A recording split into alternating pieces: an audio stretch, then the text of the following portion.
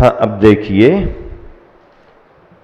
34वां श्लोक है भामंडल प्रातिहारी। अब किसकी चर्चा आ रही है? किसकी चर्चा आ रही है? भामंडल प्रातिहारी। भामंडल भगवान के पीछे गोल गोल आभा वलय रहता ना, चक्र, उसको आभामंडल, आभा वलय या भामंडल कहते हैं। उच्चारण करें, शुंभत प्रभावलय भूरि विभा विभोस्ते लोकत्रये द्युतिमतां द्युतिमाक्षिपन्ति प्रोद्यत दिवाकर निरंतर भूरि संख्या दीप्त्या जयत्यपि निशामपि सोम सौम्या। एक साथ मिलकर, शुंभत प्रभावलय भूरि विभा विभोस्ते लोकत्रये द्युतिमतां द्युतिमाक्षिपन्ति प्रोद्यत दिवाकर निरंतर भूरि संख्या दीप्त्या जयत्यपि निशामपि सोम सौम्या। लोकत्रये, तीनों लोकों में। क्या? लोकत्रय का अर्थ क्या? तीनों लोकों में। तीनों लोक कौन कौन से हैं? ऊर्ध्वलोक, मध्यलोक और पाताल लोक कहो, अलग बात है अधोलोक। ऊर्ध्वलोक, मध्यलोक और अधोलोक।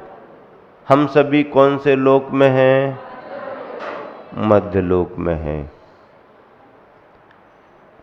अच्छा, संपूर्ण लोक की ऊंचाई कितनी है? 14 राजू। कितनी है? कितनी है? 7 राजू स्वर्गों को ऊपर मिल गया, 7 राजू नीचे अधोलोक को मिल गया, मध्यलोक को कुछ मिला ही नहीं।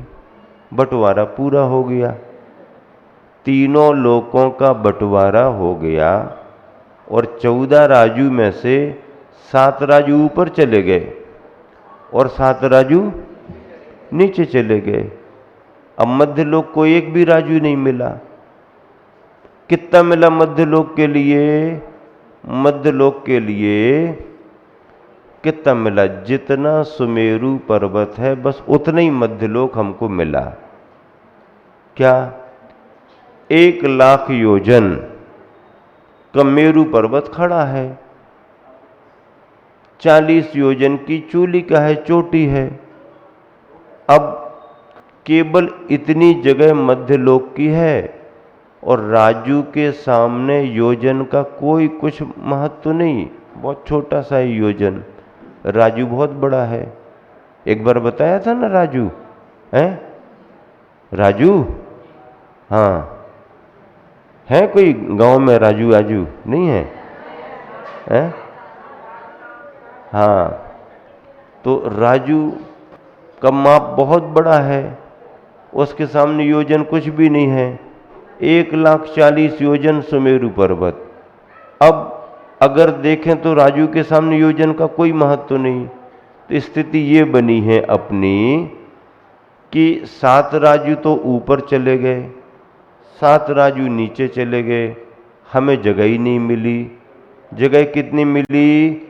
अधोलोक जो था उसके छत पर हम हैं। कहाँ?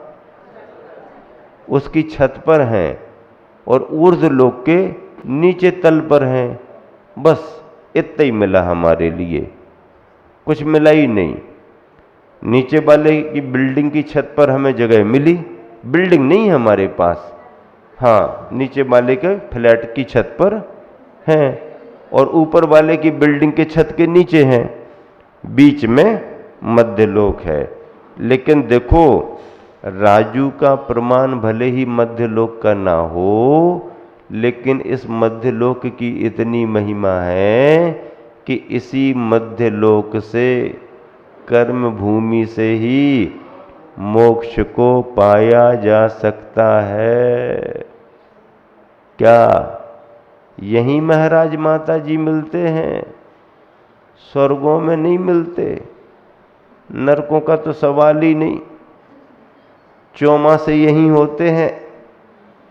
भोग भूमि में भी नहीं मिलते, कर्म भूमि में 15 कर्म भूमियां हैं, 5 भरत क्षेत्र की, 5 ऐरावत क्षेत्र की और 5 महाविदेह की। ऐसी 15 कर्म भूमियां, और 15 कर्म भूमियों में ज्यादा से ज्यादा अगर तीर्थंकर होंगे तो केवल 170 होंगे। कितने होंगे? 170 होंगे। 5 महाविदेह में एक एक महाविदेह की 32 नगरियां होती हैं। एक महाविदेह में 32 नगरियां, तो 32 नगरियों में 32 तीर्थंकर रह सकते हैं। तो 32 पंचे, बोलो जल्दी बोलो, 32 पंचे, क्या सोच रहे? 32 पंचे 160, और 5 भरत, 5 ऐरावत, 10 हो गए। 160 और 10 170। ऐसे 170 तीर्थंकर ज्यादा से ज्यादा हो सकते हैं। और अगर कम से कम रहे तो केवल विद्यमान 20 तीर्थंकर विदेह क्षेत्र के। अभी भरत ऐरावत क्षेत्र में पंचम काल है, कोई तीर्थंकर नहीं है। तो ऐसे तीर्थंकर ये सब कर्म भूमि में हैं, भोग भूमि में नहीं है। चौमासे कर्म भूमि में चल रहे हैं, और आप ही श्रावक श्राविका चतुर्मासों को कराते हैं, आप ही संयमी बनते हैं। और संयमी में मुनि बन करके चतुर्थ काल के समय उत्तम संगनन के साथ शुक्ल ध्यान करके, घातीय कर्मों को नष्ट करके, केवल ज्ञान अनंत चतुष्टय प्राप्त करके और अंतिम ध्यान करके और फिर सिद्ध भगवान बनते हैं। ऐसी कहानी है। किसकी कहानी है ये? किसकी कहानी है? किसकी कहानी? जीव मात्र की कहानी है। किसकी कहानी है? जीव मात्र की कहानी, राजा रानी की कहानी नहीं, ये जीव की कहानी है। तो ऐसे इस कर्म भूमि में होने वाले तीर्थंकरों के जो अष्ट प्रातिहारी होते हैं, उन प्रातिहारियों की चर्चा स्वाध्याय के रूप में आप सबके बीच चल रही है। चल रही है कि दौड़ रही है? चल रही है ना? चल भी रही है और दौड़ भी रही है, दोनों तरह से। ठीक है ना? चलो पढ़ो सभी जन। लोकत्रय, तीनों लोकों में द्युतिमताम, कांतिमान पदार्थों की द्युतिम कांति को आक्षिपंती तिरस्कृत करने वाली प्रोद्यत दिवाकर, उदित होते उदयत दिवाकर, उदित होते हुए सूर्यों की निरंतर भूरी संख्या, निरंतर बहुत भारी संख्या वाली दीप्त्या, अपि दीप्ति से भी, और सोम सौम्या, चंद्रमा के समान सुंदर ते विभो, हे प्रभो आपके सुंभत दैदीप्यमान प्रभाबलय, आभाबलय भामंडल की भूरी विभा, बहुत भारी कांति, निशाम अपि जयति, रात्रि को भी जीत रही है। भामंडल भगवान का विशेष प्रभाव वाला होता है। वैसे तो आबाबलय हर व्यक्ति का होता है, सबका होता है, लेकिन उतना प्रभावी नहीं होता। केवल ज्ञान के प्रभाव से देवों के द्वारा किए जाने वाले अतिशयों में भगवान का भावमंडल विशेष प्रभावी होता है। देखो भावार्थ, हे प्रभु, आपके भावमंडल की प्रभा सहस्रों सूर्यों की प्रभा से अधिक होने पर भी किसी को संताप देने वाली नहीं है। हजारों हजार सूर्य के समान तेज है भावमंडल का, तो फिर बहुत हीटेड हो जाएगा, बहुत गर्मी लगेगी, ऐसा नहीं।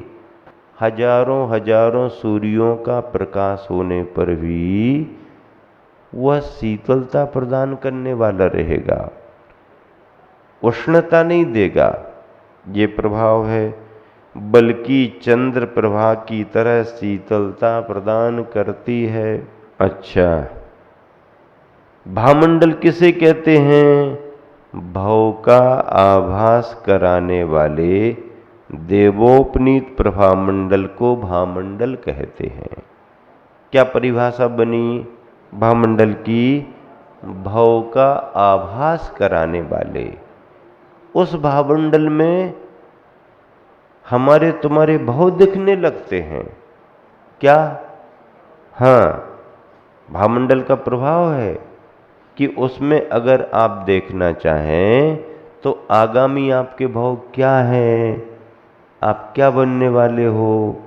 बन गए ऐसा नहीं, आप क्या बनोगे, आपका परिणमन कैसा होगा, शक्ति के रूप में दिखाई दे जाता है। ये अनंत केवल ज्ञान, भगवान ज्ञान में जान लेते, उनके भावमंडल में झलक। भाव का आभास कराने वाले देवोपनीत प्रभामंडल को भावमंडल कहते हैं। इसी को प्रभावलय, आभावलय, आभामंडल भी कहते हैं। यह भावमंडल कहाँ पर रहता है? समो शरण में विराजमान अरहंत प्रभु चतुर्मुखी दिखाई देते हैं। इन्हीं चारों मुखों के पीछे गोलाकार दर्पणवत भावमंडल होता है। और जिस समय समोषण लगा होगा भगवान का, हो सकता उस समय भी हम किसी पर्याय में रहे होंगे, लेकिन वो हमारी बुद्धि नहीं आई होगी। हमने सामान्य समझा होगा, महत्व नहीं समझा होगा। समोषण लग गया तो सभी प्राणी समोषण में पहुंच जाते हैं, ऐसा थोड़ी है। सभी प्राणी समोषण में पहुंच करके भगवान के पास ही पहुंच जाते हैं, ऐसा भी नहीं है। समोषण में जाने के बाद भी वहां पर बड़ी सुविधाएं हैं। समोषण में काय काय की सुविधाएं हैं? भोजनशाला बनी है, नाटकशाला बनी है, झूले डले हुए हैं, बाग बगीचे लगे हुए हैं। घूमो फिरो, मौज मस्ती करने वाले घूम फिर करके आ जाते हैं। क्यों भैया, गए थे समोषण? हाँ गए थे ना। भगवान ने क्या कहा? हम तो वहां पहुंचे ही नहीं, तो कहां रह आए? हम तो नाटकशाला में बैठे रहे, नाटक मूवी देखते रहे बैठे बैठे। अब आज की मूवी है, पुराने समय के नाटक हैं। नाटकशाला में लगे रहे, नाटकशाला से निकले, भूख लगाई तो भोजनशाला में चले गए। क्यों, क्या बनाया है, क्या रखा है, बताओ जल्दी, ऐसा करो वैसा करो, उसमें लगे रहे। और वहां से निकले तो साहुन के झूला झूलने लगे। चलो भैया, उसमें समय निकल गया। और आगे गया तो बावड़ियां मिल गई, स्नान करने में लग गए। हो गया काम, समय हो गया, वापस आए। क्यों भैया, हुआ है समोसा? हाँ हुआ है। कैसा रहा? बहुत अच्छा लगा था। उपदेश हो गया भगवान का? हो गया। क्या कहा? अब वो तो भगवान ही जाने, हम तो वहां तक गए ही नहीं, लेकिन समोसरण में हुआ है। कई लोग क्षेत्रों की वंदना करने जाते हैं और पहाड़ी पर भगवान है, पहुंचे हैं, हारे थक के पहुंचे हैं। और अब पहुंचने के बाद ऑफिस में पहुंच गए। मैनेजर साहब, फोन किया था ना हमने? हाँ हाँ, आपका फोन तो आया था। क्या व्यवस्था की? कहाँ है, कौन से नंबर का रूम है? रूम तो भैया अभी थोड़ी भीड़ भाड़ है, हमने फोन तो किया था आपके लिए, फोन तो आया था, थोड़ा रुको, इंतजाम कर। क्या रुको, इतनी दूर से चल करके आए हैं।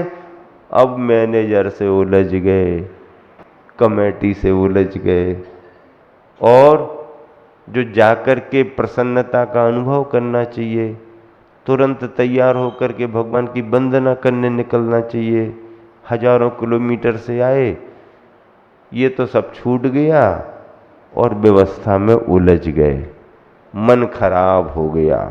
चलो अब नहीं रुकना यहां पर। क्या कहने लगे? चलो गाड़ी से सामान मत उतारो। क्या गाड़ी से सामान, अब दूसरे क्षेत्र चलो। चलो, अरे सुनो तो, दे रहे ना, इंतजाम कर तो रहे। नहीं नहीं अब नहीं, अब नहीं। और गुस्से में आए, वापस हो गए। अब कौन सी यात्रा कर ली तुमने? तीर्थ यात्रा करने गए थे और कौन सी यात्रा करके वापस आ गए? ऐसे स्वभाव वाले भी बहुत व्यक्ति होते हैं। समोसरण में जाने वाले भी घूम फिर करके वापस आ जाते हैं, लेकिन कुछ श्रद्धालु ऐसे होते हैं जिनको इन सब से कुछ लेना देना नहीं। अपने प्रयोजन से गए सीधे सीधे समोसरण में, भगवान का उपदेश सुना और वापस आ गए। इस तरह से 7 भव दिखाई देते हैं। आदि पुराण सर्ग यानी अध्याय 23 श्लोक नंबर 67 में कहा गया है। क्या कहा गया? अमृत के समुद्र के समान निर्मल और जगत को अनेक मंगल करने वाले दर्पण के समान भगवान के शरीर की उस प्रभा मंडल में सुर असुर और मनुष्य लोग प्रसन्न होकर अपने 7 भव देखते हैं, देखते थे, ऐसा लिखा है। भगवान के निकट भव्य जीव ही पहुंचते हैं और उन्हीं भव्य जीवों को ये भव दिखाई देते हैं। इस तरह से समोसरण में विकलत्रय जीव नहीं पहुंचते हैं, विकलांग जीव नहीं पहुंचते हैं। अगर कोई विकलांग पहुंच जाए तो समोसरण के प्रभाव से उसकी इंद्रियां परिपूर्ण रूप से काम करने लगती हैं। ये समोसरण की अपनी महिमा मानी गई है। तो इस श्लोक में आपने क्या पढ़ा? भामंडल प्रातिहारी का वर्णन पढ़ा है। दोहा मिलान करें, देखिएगा। त्रिजग कांति फीकी करे, भामंडल दुतिमान, ज्योति नित्य शशि सौम्य पर, दीप्ति कोटि शहभान।